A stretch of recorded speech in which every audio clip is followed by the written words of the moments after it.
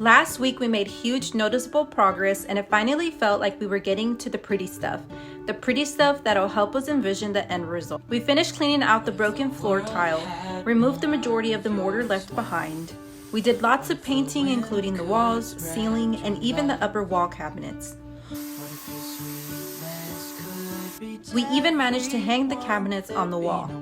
Here's a few images just to remind you what we started with. But buckle up because there's so much more work left to do.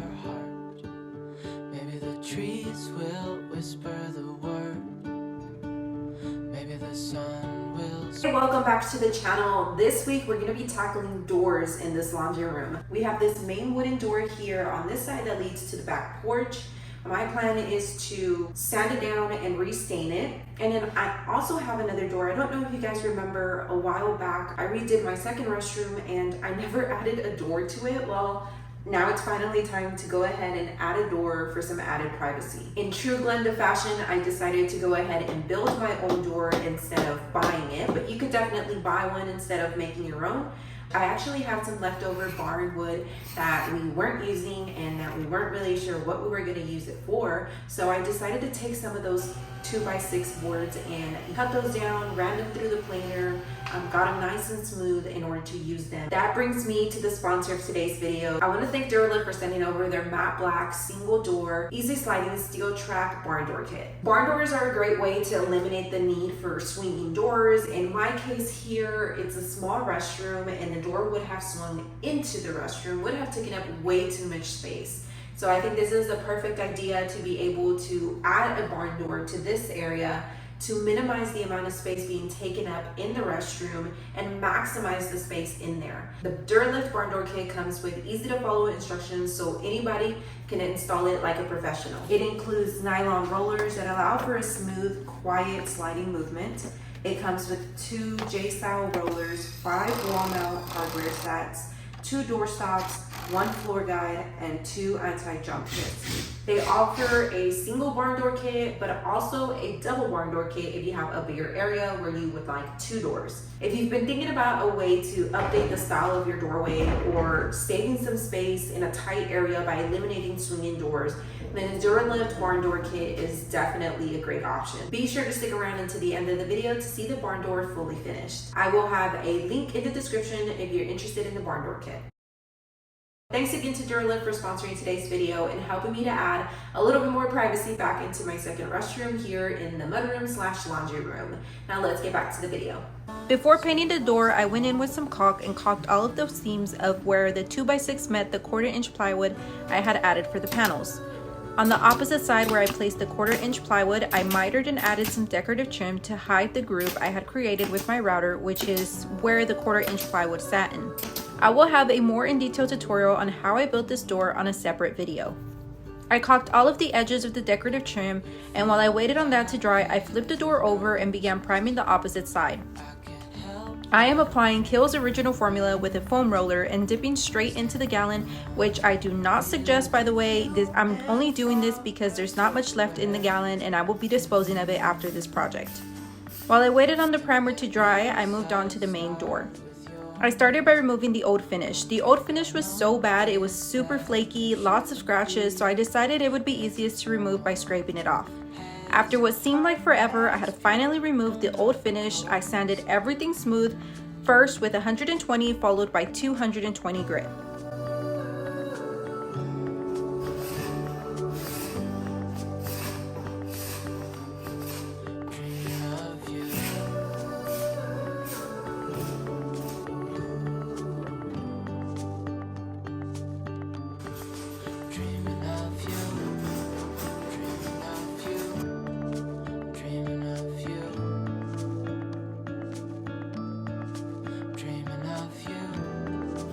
We are ready to start staining this beautiful door. I'm going to be using a water-based stain. If you've been following me for a while, you know that I absolutely love special walnut stains. It's my favorite stain of all time, but I recently discovered this water-based stain by Behr. It's really, really good. It works really well. It doesn't smell awful. Just Super easy cleanup. The color that I recently discovered is called rustic brown. I think that it'll complement the cabinets really well. But yeah, let's go ahead and do this.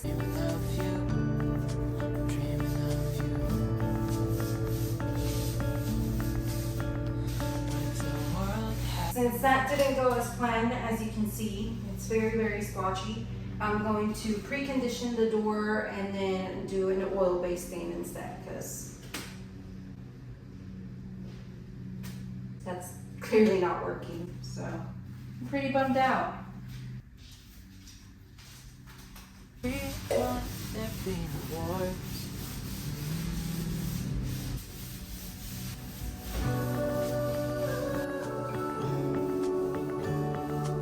While I waited on the second coat of stain to dry, I moved back to working on the barn door because it was clearly still not staining right.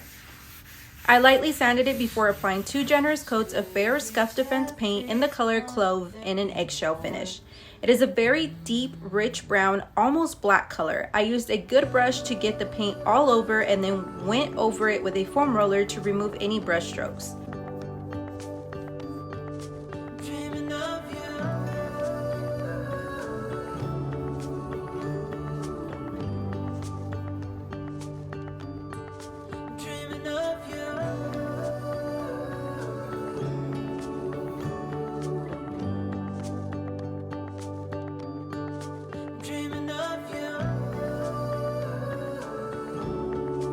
I'm not really sure why, but this is not picking up stain like I would like it to. So I decided I'm going to use gel stain instead. So I went and I picked up a couple of different colors, aged oak and chestnut.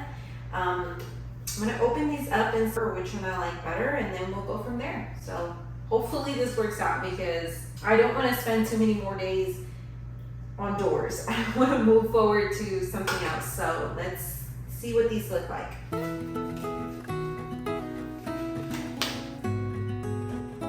And for some reason, the gel stain was still not sitting evenly on the door either. I wasn't sure if maybe adding another coat would help to decrease the apparent blotchiness, but I wasn't sure I wanted to waste any more time on it.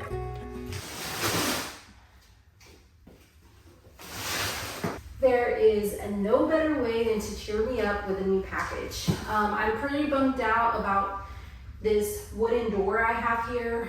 Nothing is working for me, and I'm really upset about it because I want to preserve the wood on it. I don't want to have to resort to painting it. If you have any suggestions on how to fix this door, I'm gonna move away from it for just a few days. I am sick of looking at it. I've been trying to come up with different ideas of how to fix it. It's looking more like I'm gonna have to re-sand it down all the way completely again and just try it again, I guess, maybe, I don't know. So if you have any suggestions or ideas or anything that'll help me to get this to look better than what it does now, I would really, really appreciate that. It'll be very helpful. But we're gonna move on to something really fun. I got this package in today. We picked it up on the way out of the gym earlier this morning, and it's a brand new sink. I'm excited to share with you guys what this sink looks like. It's a farmhouse apron style sink. So not anything fancy, not something you haven't seen before.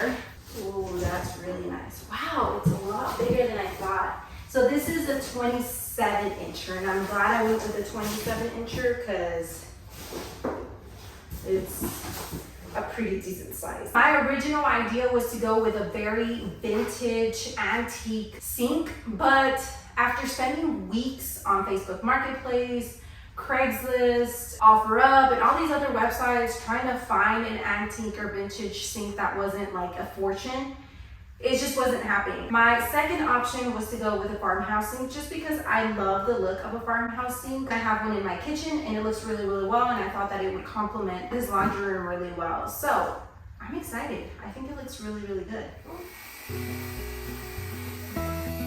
With the farmhouse sink delivered and unpacked, it was time to start building out the base cabinet for it.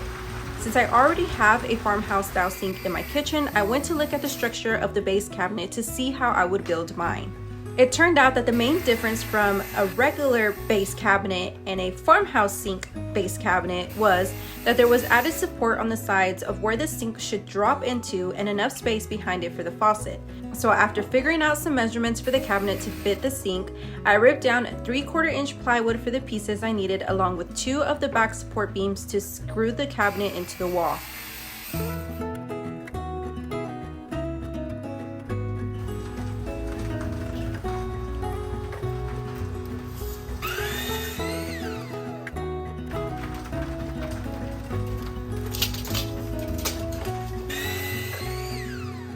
So I ended up with 2 back supports, 2 side panels, and 1 bottom panel.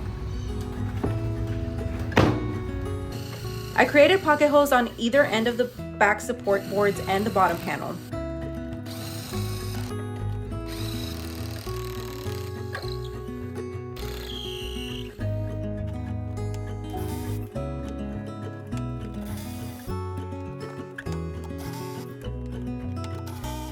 Then I made a 3x4 cutout on one corner of each side panel for the toe kick space using my jigsaw.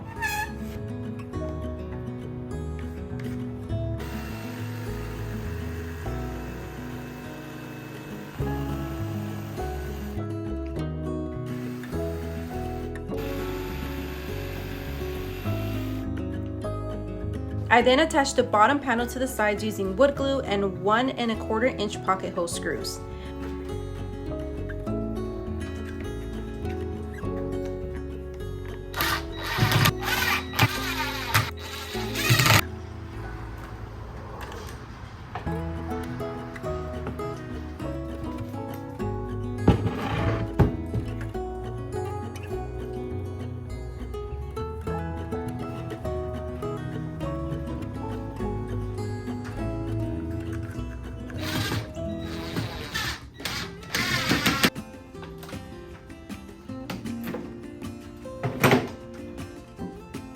I also attached another scrap board the same height as the toe kick to the front to cover the empty space. I attached the back supports the same way as well.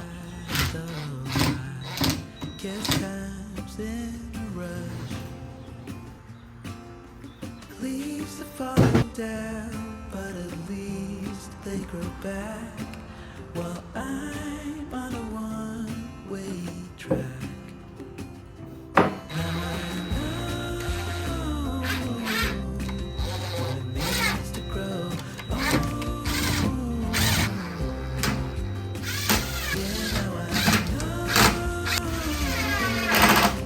I then moved on to lightly sanding all of the nail holes I had filled on the door before going in with primer and sanding it once more before painting it just like I did the opposite side.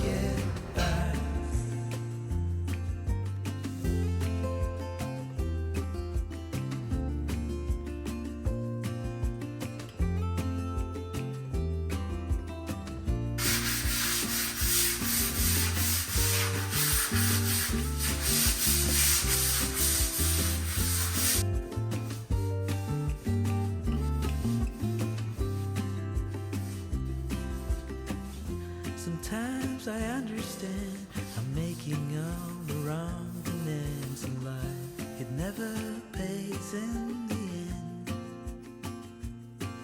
but still I am here, moving on like before.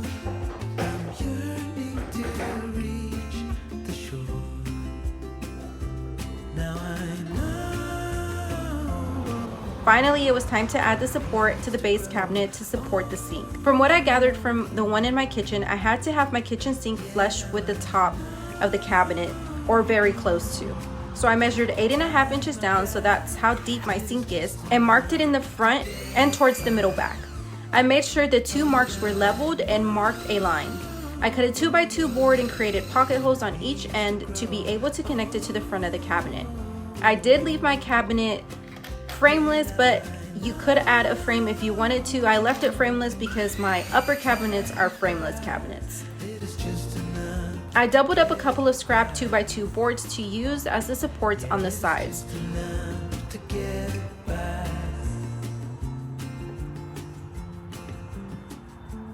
While I waited on the Glued to dry, I added edge banding to the rest of the exposed plywood front and removed any excess.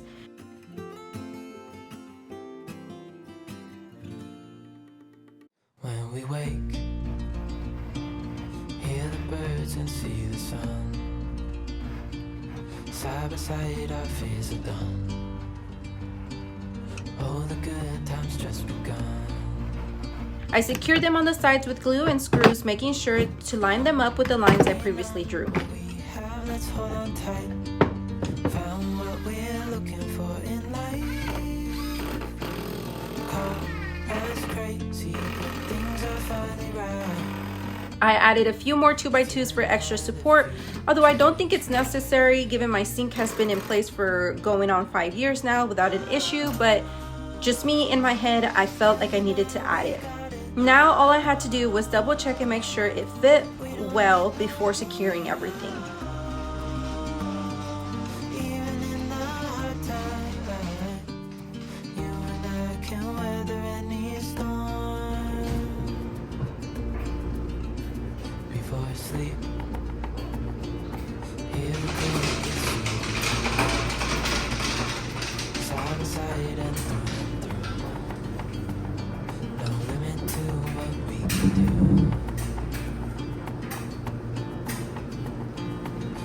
So let's see what these added details have done to the space.